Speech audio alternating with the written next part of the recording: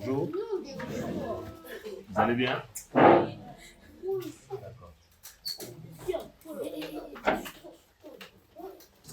En tout cas, je suis votre frère Pierre. Je viens du Gabon. Enchanté. Merci. Je suis là avec mon épouse Inès. Alléluia. Voilà, nous sommes dans la joie d'être parmi vous. Voilà, nous sommes une famille. Et nous sommes arrivés le 7. Le 7 mai. On est là depuis. Il fallait aussi un peu visiter aussi d'autres frères. Voilà. Donc, en ce moment, le Seigneur nous fait grâce de beaucoup œuvrer au Cameroun. Voilà. On est en train de prier s'il faut s'installer là-bas. Parce que c'est la mission. C'est pas facile de quitter son pays pour aller s'installer quelque part. Mais on attend simplement le top du Seigneur. Donc, on a eu à cœur de venir nous visiter au niveau de la France. Mais en venant dans l'avion, le Seigneur me disait que le véritable fardeau a disparu en Europe. Il me disait que tout ce que tu vois, beaucoup, c'est vrai qu'il y a un reste, mais beaucoup c'est de façade. Les gens sont tellement à l'aise ici, ils vivent tellement bien que la passion et l'amour du Seigneur sont en train de disparaître. Alléluia. Vous savez, le Seigneur n'est pas impressionné par ce qu'on a de manière physique. Il n'est pas impressionné par nos diplômes. Là où on vit. Il me l'a toujours dit que ne sois pas impressionné par une ville, un pays. Quel que soit ce que tu vois de manière physique. Parce que nous qui sortons un peu de l'Afrique là, vous connaissez un peu nos conditions là-bas, c'est difficile. Il n'y a pas l'eau, il n'y a pas le courant, il n'y a pas les routes, il n'y a pas les écoles, il n'y a rien. Et il faut servir le Seigneur dans ces conditions-là. Il faut s'attacher au Seigneur dans ces conditions-là. Mais c'est un prix. Et quand on arrive ici, facilement tu trouves que tu peux rouler combien de kilomètres sans voir un trou. Tu peux dormir jusqu'au matin sans avoir une coupure de courant. De l'eau en abondance.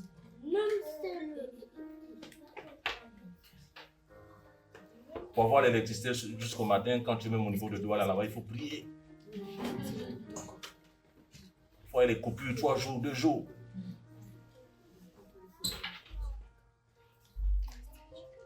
Mais le Seigneur vous a fait cette grâce de vivre ici. Mais on doit comprendre que, non, que la priorité dans nos vies, ce n'est pas le mariage. Ce n'est pas le travail. Ce ne sont pas les enfants. C'est le ciel. Amen. Le ciel. Voilà pourquoi des fois on voit certains, quand ils viennent ici, ils sont feu, flamme, zélés. On se pose la question, mais cette soif-là part où? Et qui a enlevé ça? On arrive maintenant, quand on peut discuter avec les soldats, le raisonnement. Non, ici, c'est pas comme ça. Oh!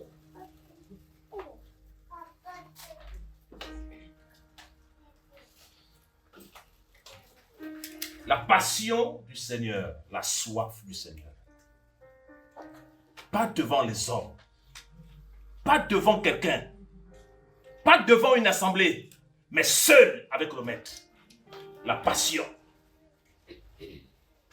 Et lorsque tu as cette passion du Seigneur, ni ta femme, ni tes enfants ne doivent t'enlever cela. Alléluia.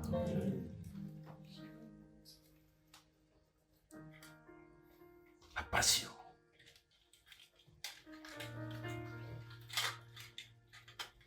Et si dans nos cœurs, l'amour du Seigneur a disparu, c'est parce que d'autres choses ont pris la place.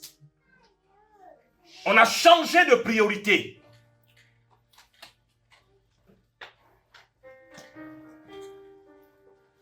Une fois, je me suis vu avec les jeunes au pays.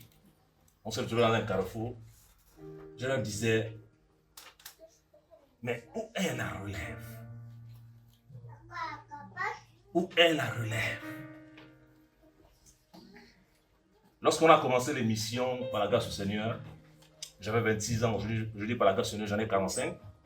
On a commencé tôt l'émission. Les ennemis nous ont poussés en mission. Mais je disais à ces jeunes, mais où est la relève? Parce que la vision de la nouvelle génération, c'est avoir une femme, avoir des enfants, avoir une maison, et c'est fini. Quand il a ça, il s'est dit, bon, c'est bon, j'atteins le quorum. Et je peux aller dans une assemblée, simplement être ancien dirigeant, c'est fini. Mais on doit voir plus loin. Alléluia. On doit voir plus loin. Les nations ont besoin d'entendre ce qu'on a reçu.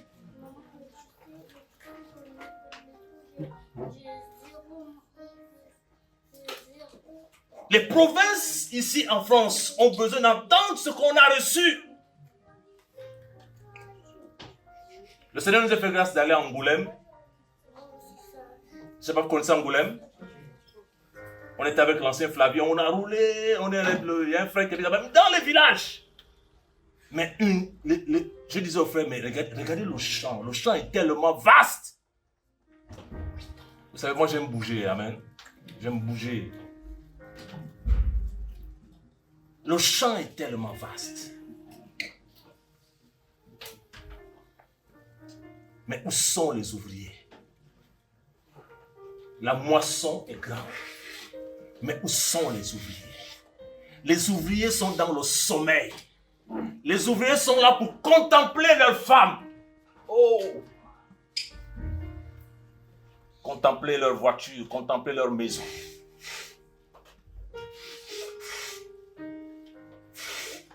Et je prie que ce matin, que le Seigneur nous parle. Que le Seigneur nous délivre de la tiédeur, de la paresse.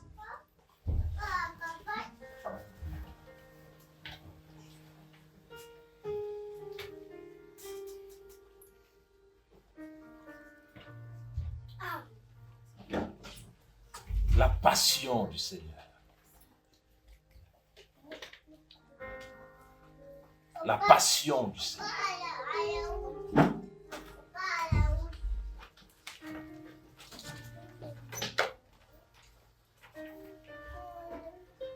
J'ai dit au Seigneur, je refuse de perdre mes chaussures.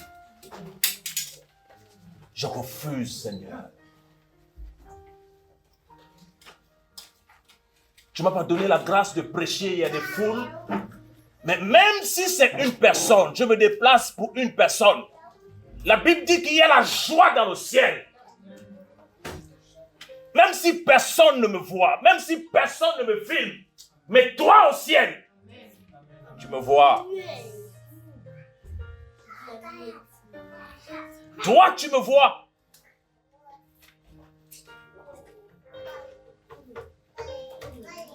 Et cette passion a disparu.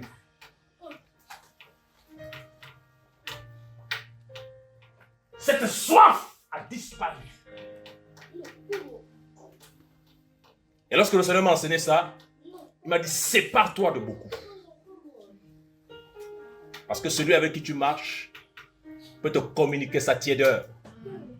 Celui avec qui tu marches, il peut te communiquer sa paresse. Le Seigneur m'a dit, sépare-toi. Et quand tu te sépares comme ça, tu vas devenir l'ennemi juré. Mais il vaut mieux accomplir la volonté du Maître.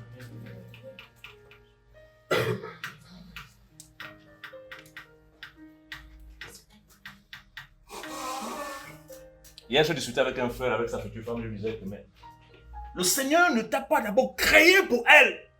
Il me me disait, mais un peu. Je dis non.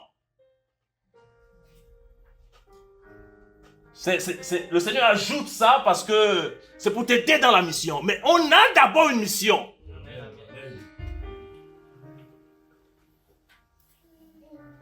Voilà pourquoi beaucoup, quand ils ne comprennent pas ça, facilement la femme peut le détourner. Il a les chaussures, il perd maintenant les chaussures. Ou facilement l'homme peut détourner sa femme. La Bible nous dit que le royaume des cieux est forcé. Et ce sont les violents qui l'arrachent. La violence spirituelle. Tu arrives dans une nation, tout le monde est tiède, toi tu ne dois pas être tiède. Tu ne dois pas être tiède. Tout le monde est calme.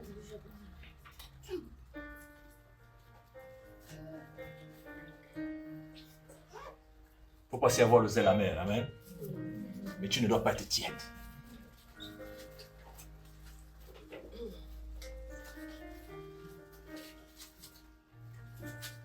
On dit, oh, le travail. Parce qu'il y a aussi une entité qui travaille fortement ici, le raisonnement.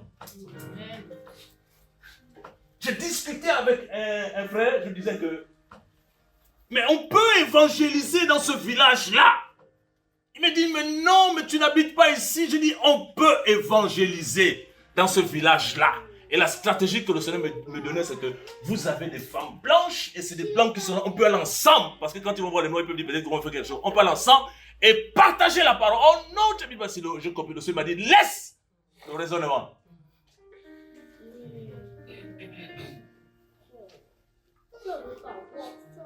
Voilà pourquoi quand on me parle de l'Europe habitée, c'est là, je dis,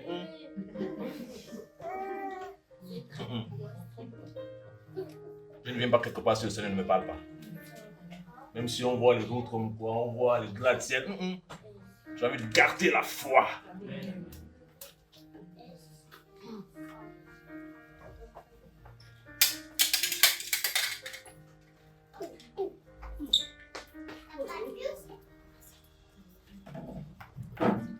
La passion. Tu viens quelque part, tu es passionné du Maître. Tu es passionné du Seigneur. Voilà, te voilà maintenant dans un moule. Ce qui t'intéresse maintenant, c'est la terre. Le monde. C'est pas mauvais d'avoir une voiture. C'est pas mauvais d'avoir une maison. C'est pas mauvais d'avoir une épouse. C'est pas mauvais d'avoir des enfants. Mais ils ne doivent pas t'empêcher de faire ce pour lequel le Seigneur t'a créé. Et là, il faut la violence. Il faut la détermination.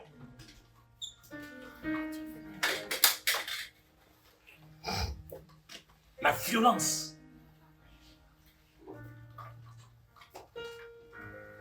J'ai témoigné cela à Rennes lorsque le Seigneur m'a demandé de démissionner, de quitter mon emploi.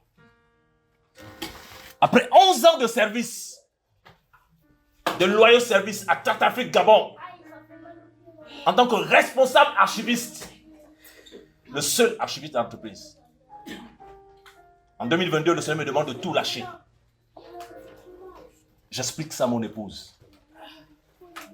On a 2 salaires. Il faut mettre une croix sur un salaire.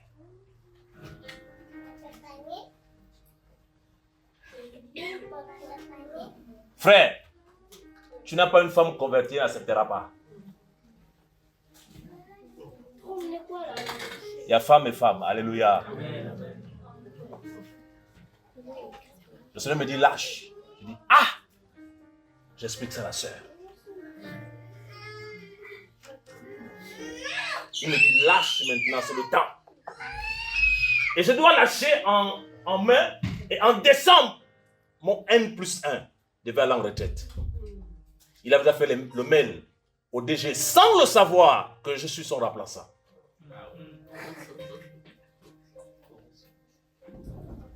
Et j'arrive avec ma lettre comme ça devant le RH. Il me dit, qu'est-ce que tu es en train de faire? Mais il faut choisir. Soit je reste en entreprise avec un bon salaire et Yahweh n'est plus avec moi. Soit je garde Yahweh. Le choix était crucial. Et j'ai décidé de garder le maître. Amen. Ils m'ont traité de tout.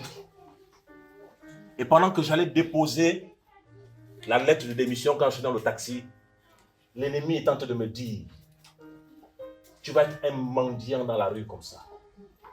Tu vas souffrir. Mon épouse m'a encouragé, je suis allé déposer. Et vous savez qu'en Afrique, quand tu démissionnes, tu perds les droits. Avec 11 ans de service, on m'a donné rien que 1,6 million. Les autres, quand ils vont avec les co-chèques. Quand c'est l'entreprise qui t'a fait partir. Mais c'est toi qui as décidé de partir. Et les dirigeants n'étaient pas d'accord. Ce n'était pas une décision facile. Mais il fallait obéir au maître. Je ne te dis pas de le faire, amen. Voilà. Il faut faire les choses avec le top du Seigneur. Voilà, si le Seigneur ne te demande pas de le faire, ne le fais jamais. Mais il fallait le faire. C'est-à-dire que j'ai sauté sans savoir où j'allais. Mais jusqu'à aujourd'hui, le Seigneur me garde. Je vois la fidélité du maître.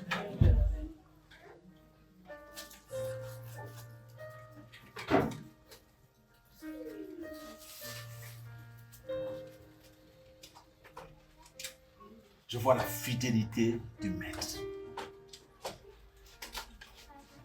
Yahweh est fidèle. Et il ne va pas t'abandonner.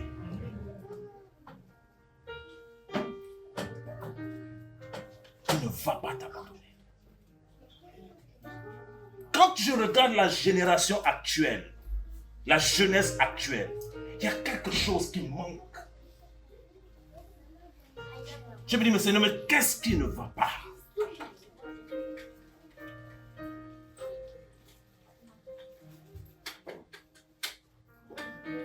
Le maître cherche, c'est vrai, on doit être des adorateurs. Mais le Seigneur aussi cherche des ouvriers et des ouvrières.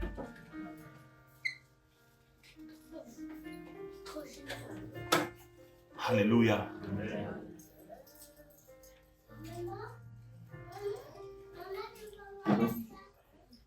Tu ne dois pas perdre tes chaussures.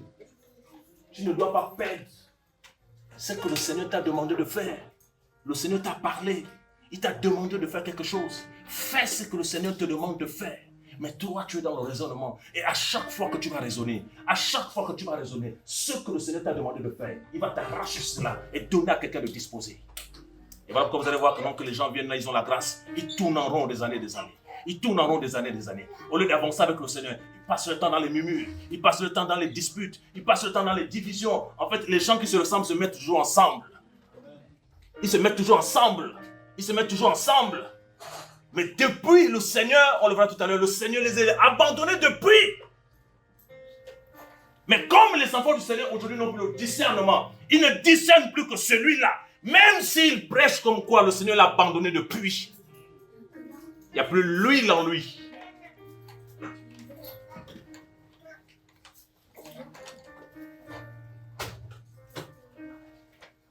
Et ma prière ce matin est que toi qui n'as plus les chaussures, que le Seigneur te donne les chaussures ce matin.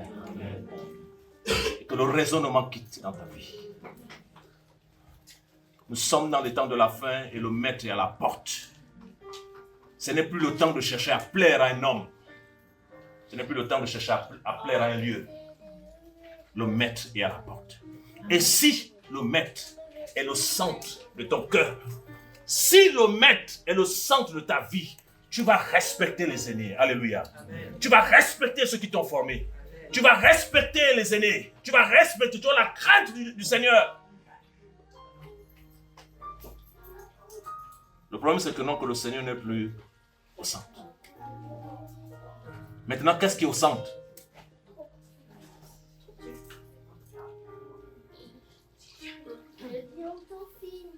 Qu'est-ce qui est au centre?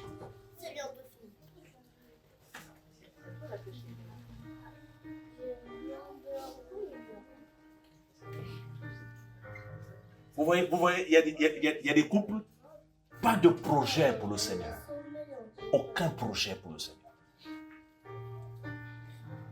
Aucun projet pour le Seigneur. Leur projet, c'est manger, c'est dormir, C'est le restaurant. Aucun projet pour le Seigneur. Aucune vision pour le Seigneur.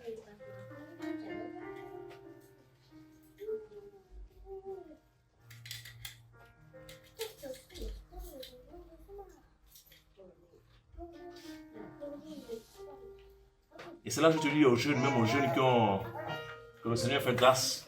Je dis, le mariage est capital. La personne avec qui tu vas te mettre est capitale pour ta vie. Moi, le Seigneur m'a sauvé. Hein? J'ai raté 3 fois. Je lui ai demandé la main d'une sœur. Il n'était pas d'accord. Une autre sœur. Il n'était pas d'accord. Une 3e sœur. Il n'était pas d'accord. Et à cause de mes erreurs, on m'a fait asseoir 1 an assis. J'étais là comme ça, dépassé. J'ai dit Seigneur. Mais j'étais blessé dans mon cœur. Parce que dans mon cœur, j'avais un type de femme. Les brunes. Les femmes claires. Qui parlent bien français, qui ont fait les études. C'était là dans mon cœur. Et le Seigneur savait ça.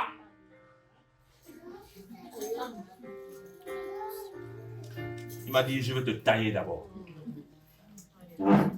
Et quand il m'a taillé, quand il m'a brisé, c'était compliqué. Je me suis assis. J'ai prié. J'ai dit, Seigneur, non plus ce que je veux. Non plus ce que mon cœur veut.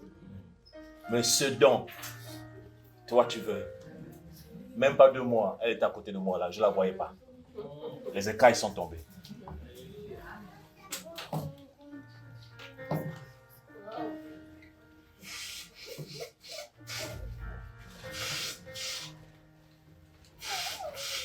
Parce qu'il faut, on se met ensemble pour aller de l'avant. Alléluia. On se met ensemble pour le royaume. On se met ensemble pour que l'œuvre du Père avance. Même s'il y a des enfants. Même s'il n'y a pas d'enfants. On se met ensemble pour que le royaume avance. La violence.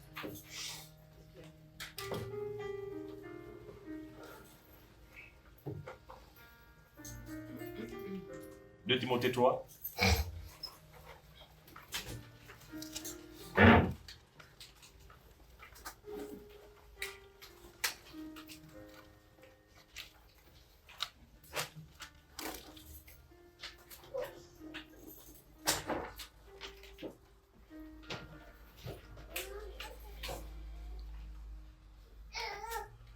De Timothée, verset 1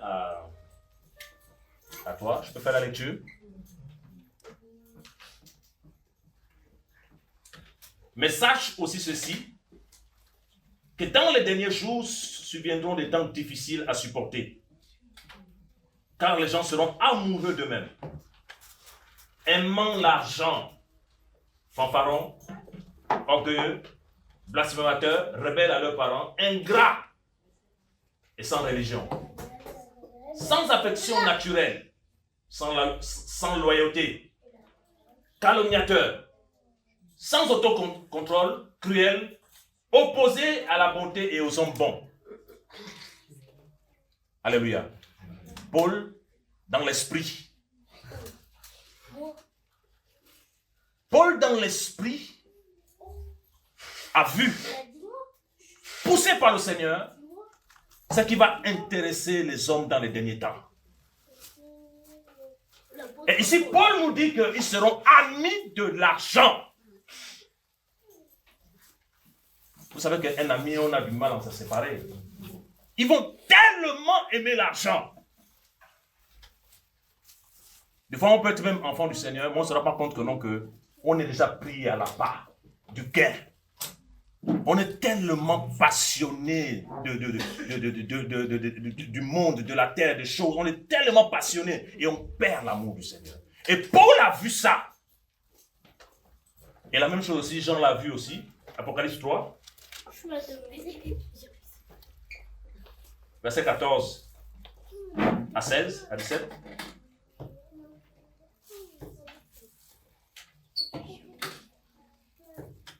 Écrit aussi à l'ange de l'assemblée de Laodicée. Voici ce que dit l'Amen, le témoin fidèle et véritable, le commencement de la création d'Élohim, je connais tes œuvres. Parce que tu n'es ni froid ni bouillant, si seulement tu étais froid ou bouillant. Ainsi, parce que tu es tiède et que tu n'es ni froid ni bouillant, je te vomirai de ma bouche. Verset 17. Parce que tu dis, je suis riche, abondant en ressources matérielles et que je n'ai besoin de rien. Mais tu ne sais pas que tu es malheureux, misérable, pauvre, aveugle et nu. Alléluia. Amen. La même chose que Paulos a vu. Jean aussi l'a vu, ayant le même esprit. Parce qu'ici, on nous parle de Laodicée, la 7e église. Amen. Nous savons tous que 7 est un chiffre divin. 7, c'est l'achèvement. Donc, Jean a vu les caractéristiques des chrétiens des temps de la fin. Le matériel. Ils vont tellement aimer le matériel, tellement aimer les belles choses, qu'ils vont perdre l'amour et la passion du maître. Et plus bas, il dit que non, que répands-toi et sois zélé. C'est-à-dire que non, que le zèle a disparu. Plus de chaussures.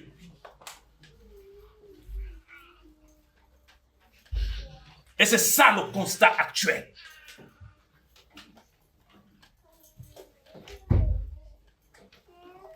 Alléluia.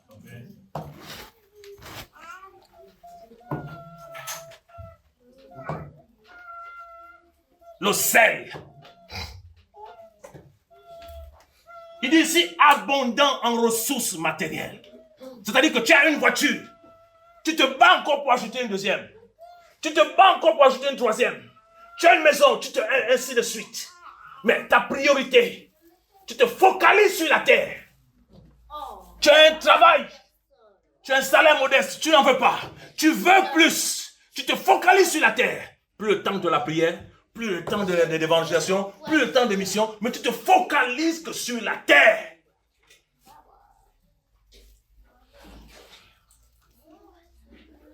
Et à la fin, tu perds le zèle. Tu perds la passion. Et quand on va te dire que tu es en train de perdre le zèle, tu vas te justifier.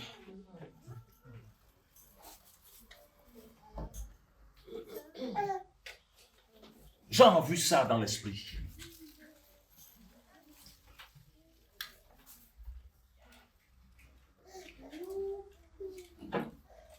Jean a vu ça dans l'esprit, l'amour du matériel, abondant en ressources matérielles. C'est-à-dire qu'au lieu d'aimer le Seigneur de tout son cœur, de toute son âme, de toute sa pensée, et au lieu de prioriser le Seigneur, actuellement c'est le monde, c'est la chair.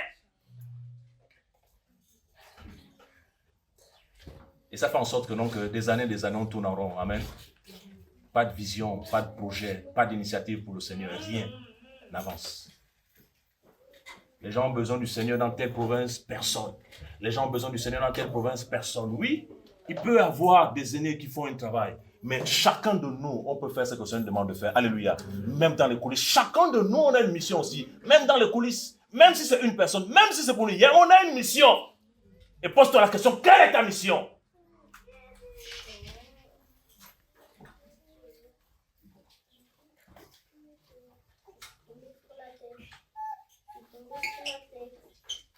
Quelle est ta mission?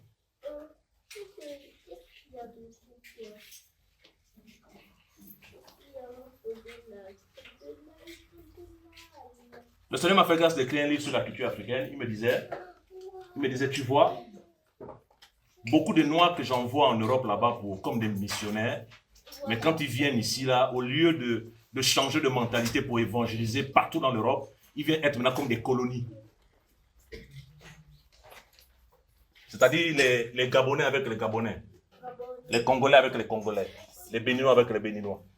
Ils forment déjà ce qu'on appelle une secte. Alors que les nations, les peuples ont besoin de l'évangile. C'est pas mauvais d'être avec les compatriotes. Amen. C'est pas mauvais d'être avec les compatriotes, mais le royaume des cieux, c'est les nations. Je vous ai élus pour les nations. Allez de toutes les nations. Faites des disciples. Témoignez de moi.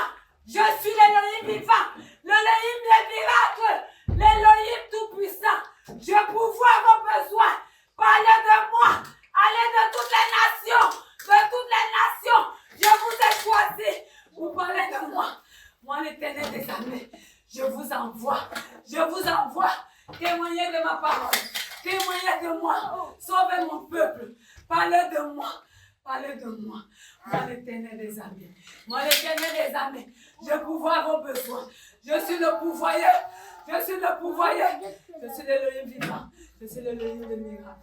Allez vers toutes les nations. Je vous ai élu pour les nations. Je vous ai élu pour les nations. Parlez de moi. Parlez de moi. Je règne à jamais. Je reviens. Je reviens. Je reviens chercher mon peuple. Je reviens chercher mon peuple. Je reviens chercher mon église. Je reviens chercher mon église. Merci Seigneur. Et à cause de ce livre-là, j'ai eu des soucis. Oh frère. Pendant qu'on faisait un programme sur la culture à Libreville, l'ennemi est venu attaquer ma femme, le bras s'est tordu comme ça. J'étais obligé d'attraper sa main et crier au Seigneur. Seigneur, ta grâce.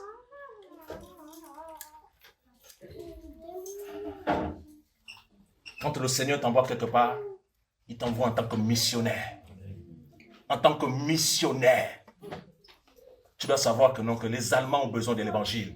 Les Suédois ont besoin de l'évangile. Le Seigneur ne t'envoie pas en Europe en vain. Alléluia. Parce que l'Europe a besoin de l'évangile. En Europe, il y a toutes les races. On ne doit pas t'identifier à une nationalité. On doit t'identifier en tant que membre du royaume.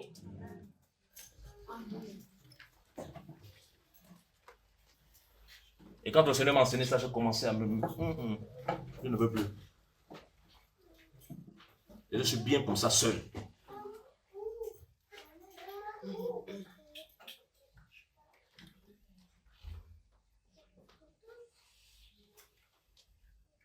Et je prie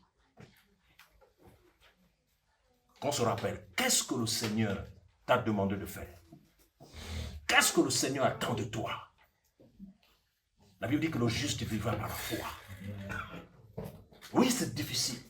Oui, c'est compliqué. Oui, c'est difficile, il faut payer ton loyer. Oui, c'est compliqué, il faut que tu manges. Oui, c'est difficile, mais Yahweh est au-dessus. Il faut la violence. Il faut la violence. Quelqu'un qui a la passion du maître ne va pas prioriser sa femme. Quelqu'un qui a la passion du maître ne va pas prioriser ses enfants. Quelqu'un qui a la passion du maître ne va pas prioriser son travail. Il va mettre le maître au centre. Ça ne veut pas dire que, non, que quand tu ne priorises pas ta femme, que tu ne l'aimes pas. Non, un bon disciple, c'est aussi un bon père. Un bon disciple, c'est aussi un bon mari. Mais tu dois montrer à ta femme, à ta famille, que ma priorité, c'est le maître. Entre toi et le maître, je choisis le maître.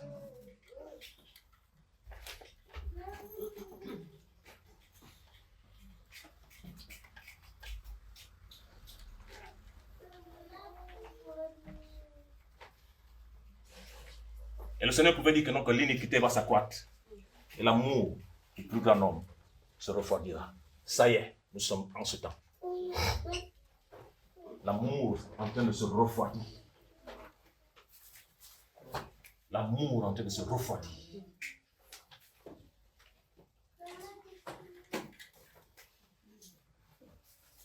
L'amour du Seigneur en train de se refroidir.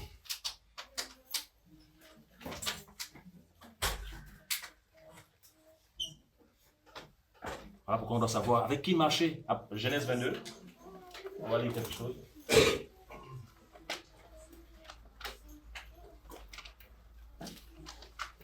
Vous êtes fatigué? Non.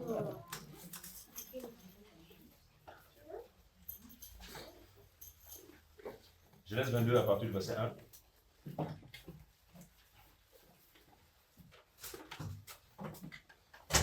Et 1 à 7. Quelqu'un peut nous faire la lecture, s'il vous plaît?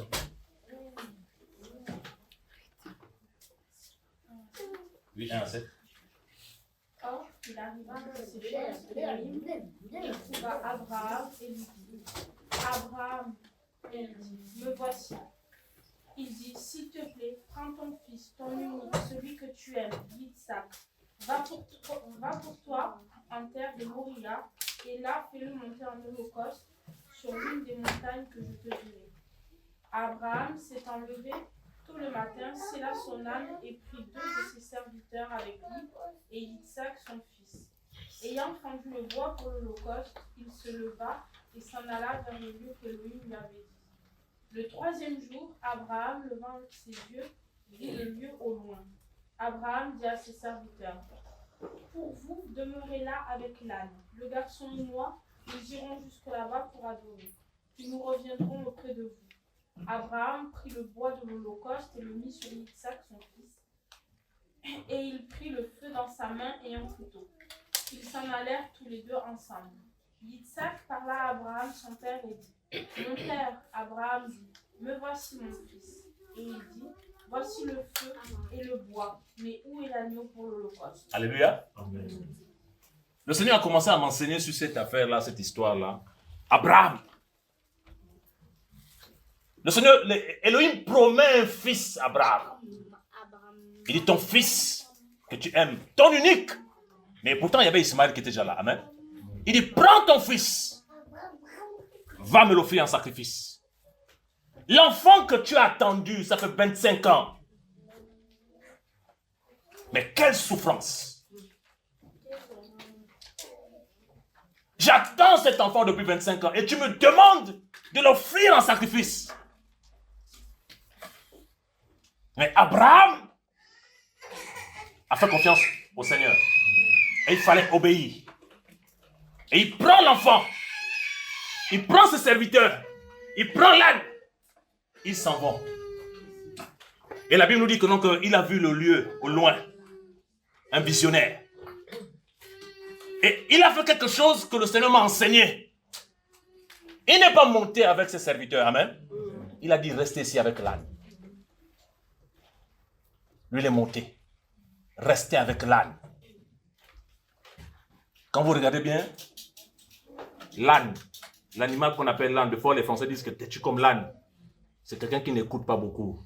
C'est quelqu'un, l'âne c'est un animal que quand il est coincé, tu le tires comme ça, il se coince. Donc il a fait Abraham a compris que ce qu'il est en train d'aller faire là, s'il monte avec ceux-là, ils vont l'arrêter. Il fallait qu'il reste là. Parce qu'il pouvait dire à Abraham, mais qu'est-ce que tu es en train de faire? Il pouvait courir appeler Sarah. Mais ton mari est devenu un meurtrier. Il dit, restez là. Je veux monter avec mon fils.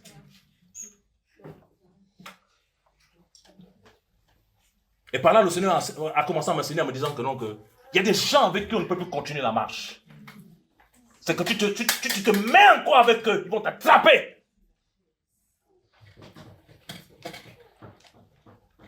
Et on a vu plus tard ce qui s'est passé avec le fils. L'ange a intervenu et le Seigneur a dit, Elohim dit à Abraham, parce que tu m'as obéi. Parce que tu m'as obéi. Voilà ce que je vais te faire.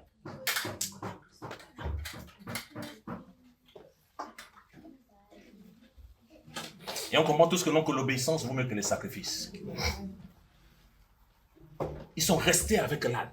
Restés. Abraham savait. Là, il fallait les laisser là. Et tu continues. Il ne les a pas manqué de respect, amen. Restez avec l'âne. Vous n'allez pas comprendre. Moi, je veux continuer.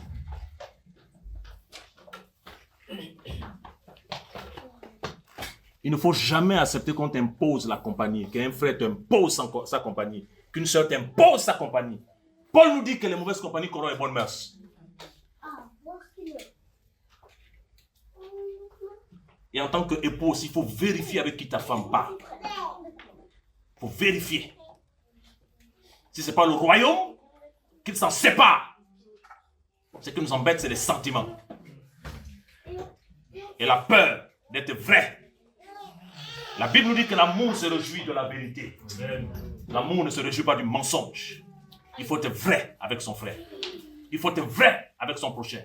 On ne parle pas derrière. Un couple qui passe son temps à parler des autres derrière perd la présence du Seigneur.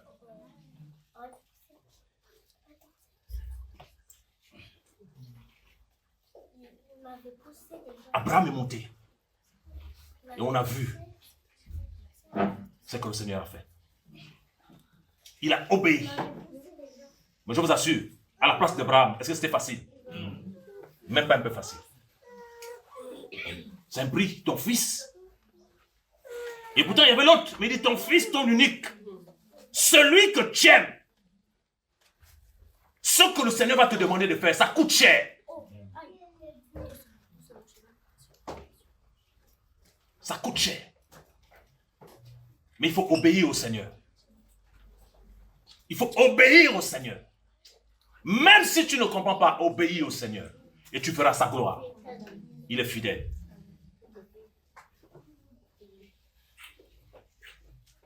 Le Seigneur est fidèle. Alléluia. Et il est à la porte.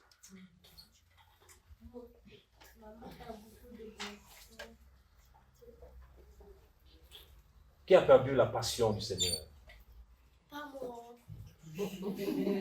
Amen. La passion du Seigneur. L'amour du Seigneur. Le maître est à la porte.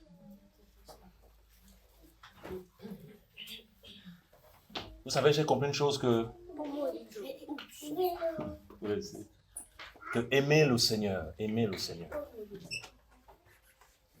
c'est autre chose. C'est un sacrifice énorme. C'est un sacrifice énorme.